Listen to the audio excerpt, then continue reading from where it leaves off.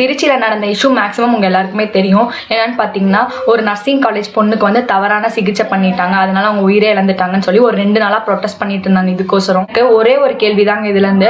டோட்டலாக நம்ம தமிழ்நாட்டில் 4700 டாஸ்மார்க்கள் வந்து சிறப்பாக ரன் ஆகிட்டு இருக்கு. நல்லா ஃபெசிலிட்டியோட ஏசி வச்சு நல்லா சிறப்பாகவே ரன் ஆகிட்டு இருக்கு. ஆனால் நம்ம தமிழ்நாட்டில் அதே மாதிரி கவர்மெண்ட் ஹாஸ்பிட்டல் எடுத்துக்கிட்டோம்னா டோட்டலாக ஒரு 1000 ஹாஸ்பிட்டல்ஸ் மட்டும் தான் இருக்கும். அதுலேயும் பார்த்தீங்கன்னா ஃபெசிலிட்டி வந்து இருக்குதா அப்படின்னு நீங்கள் சொல்லி கேட்டிங்கன்னா கண்டிப்பாக இல்லைன்னு நான் சொல்லுவேன். கவர்மெண்ட் ஹாஸ்பிட்டல்ஸே நம்ம தமிழ்நாட்டில் நல்ல ஃபெசிலிட்டியோட ரன் ஆகிட்டு இருக்க டிஸ்ட்ரிக்ட்ஸில் நிறைய ஹாஸ்பிட்டல்ஸ் இன்னுமே இருக்குங்க. நான் எல்லா ஹாஸ்பிட்டலையும் சொல்ல வரல, இந்த மாதிரி பண்ணுற ஒரு சில ஹாஸ்பிட்டல்ஸ் தான் சொல்ல வரேன். நல்ல ஃபெசிலிட்டியும் கொடுக்க மாட்டேங்கிறாங்க. அந்த பேஷண்ட்க்கும் ஓவர் டோசேஜ் போட்டு அவங்கள இறக்கவும் வச்சிடுறாங்க. ஸோ இது வந்து ஒரு நர்சிங் ஸ்டூடெண்ட்னால இந்த கேஸ் வெளியே வந்திருக்கு.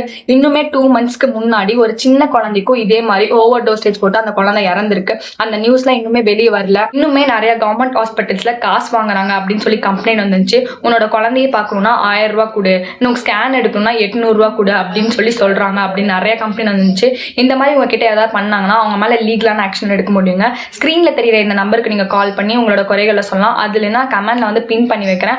அதுல போய் கூட உங்களோட குறைகள் எல்லாம் சொல்லலாம். வீடியோ எவிடன்ஸ் மூலியமா எடுத்து வச்சுன்னா நீங்க அவங்க மேல கம்ப்ளைண்ட்டும் ரெஜிஸ்டர் பண்ணலான்றது தெரிஞ்சுக்கோங்க. ஆல்ரெடி கவர்மெண்ட் ஹாஸ்பிட்டல்ஸ்ல இருக்கக்கூடிய ஸ்டாஃப்ஸ்க்கு அந்த டாக்டர்ஸ்க்கே நல்ல சம்பளம் தாங்க கிடைக்கும். அது போக இந்த மாதிரி வரக்கூடிய பேஷண்ட்ஸ் கிட்டே எதுக்குங்க காசு வாங்குறீங்க?